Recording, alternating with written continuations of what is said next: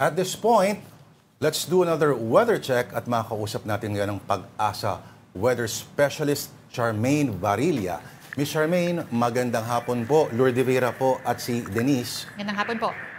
Yes po, magandang hapon po Ma'am Denise and Sir Lord at narito pong ulat sa lagay ng panahon at nangyari na po yung ikalimang landfall nitong si Bagyong Tino dito nga sa may Iloilo City, Iloilo at 1:20 p.m. At sa ngayon may taglay ito na lakas ng hangin na umabot ng 55 kilometers per hour malapit sa sentro at mga pagbugso na maabot hanggang 7 or mga pagbugso ng hangin na maabot hanggang yung wind pala niya ay 130 kilometers per hour malapit sa sentro at mga pagbugso ay umaabot hanggang 180 kilometers per hour. At patuloy nga itong kumikilos ngayon, pakanluran, timog kanluran sa bilis na 20 kilometers per hour. At nananatili nga na yung lakas ng hangin nito ay umaabot 300 kilometers mula sa sentro.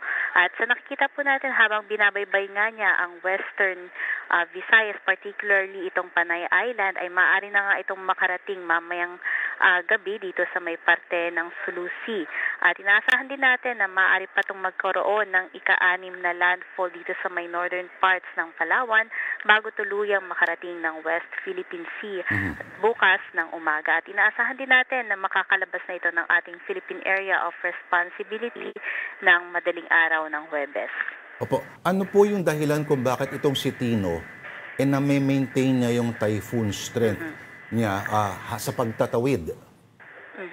So, malaking factor po yung parang geography dito sa may Visayas kasi unang-una kung makikita po natin ay pulo-pulo lamang siya. Hindi katulad sa parte ng Luzon kapag dumaan dyan yung bagyo, mas malaki yung hinihina niya, dahil mas malaki yung tipak ng solid na kalupaan dyan. Dito kasi pulo-pulo, so meron pa rin moisture kahit nasa bandang lupa siya, and especially yung pagkilos niya medyo may kabilisan.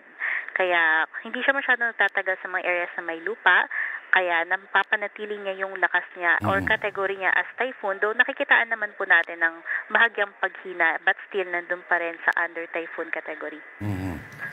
Miss Charmaine, meron din daw binabantayan na tropical depression outside of PAR at ang magiging pangalan daw ay Uwan?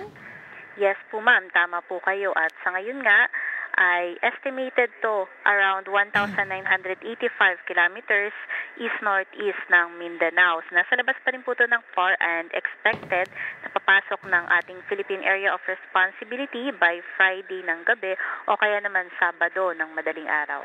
Opo, pero ito ho ba should we be worried about Uwan, Ms. Charmaine?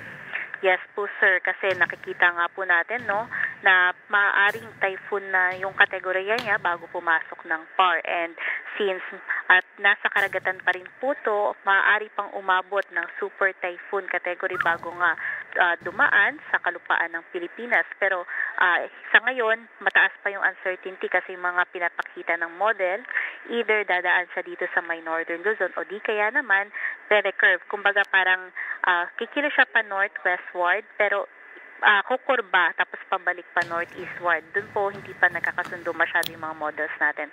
Regardless, kung paghahandaan natin, doon tayo sa worst case scenario na kung dadaan nga ito sa may parte ng northern Luzon, ay kailangan pong paghandaan talaga ng ating mga kababayan.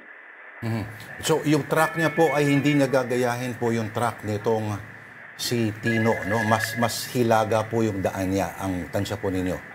Yes po, ang nakikita nga po ng mga kasamahan natin dito ay medyo tumutulad ito sa naging track ni Bagyong Nika, kung naaalala po natin. Nika. I see. Alright. Maraming salamat po sa inyong panahon, ang ating weather specialist, Charmaine Varilla. Thank you, Ms. Charmaine.